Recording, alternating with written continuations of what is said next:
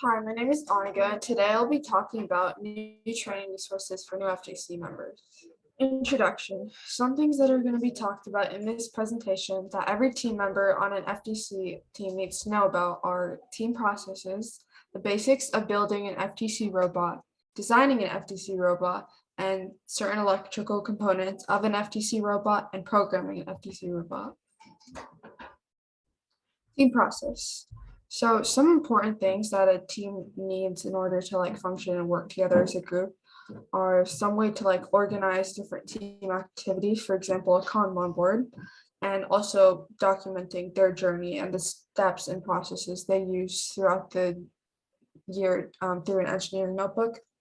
So in an engineering notebook, each team member should be taking part in making this, and it should be detailed and thorough. It should also be very organized with several details that show robots and other tasks that your team might be working on. It should also show different accomplishments and struggles with pictures and diagrams. And so the Kanban board is a way to organize all the activities that your team's doing. And this picture shows kind of like a structure that can be used to set it up. FTC robot build concepts. So as an FTC team member, some things you need to know about are gears, gear ratios, different wheel options, chassis, like the brains of the robot, which is like the rev control hub, and programming the robot. Some basic information on gears and wheels. So on the left is a picture of just two basic wheels that are working together. So as one rotates in one direction, the other rotates in opposite direction. And gear ratios can be determined by the number of teeth on each gear. And then an example of a wheel using FTC, so Go Build a Wheels, is shown on the right. So there's a lot of different models and types. They each have their own range of movement. Like some of them can move side to side, up and down, and different types of movement. So some more part chassis is basically integral function of your robot where you can build everything up on. And then there's also different attachments that your team is going to build based on your year's game.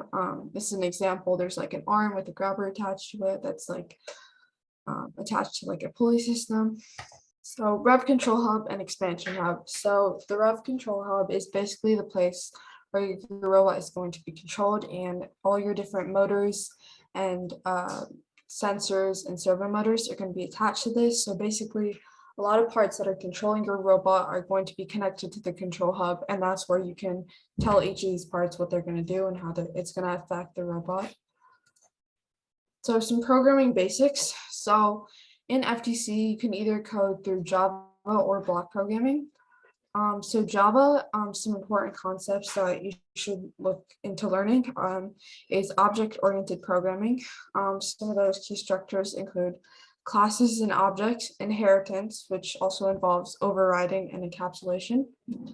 Block programming is more of a simple way, which is better for new FTC teams who don't have a way of learning Java. It's basically like a simple drag and drop system that kind of explains the code that is being put into it.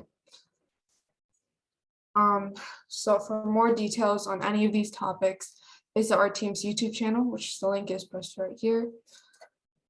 And thanks for watching. For any additional details, contact us at FTCteam16277@gmail.com.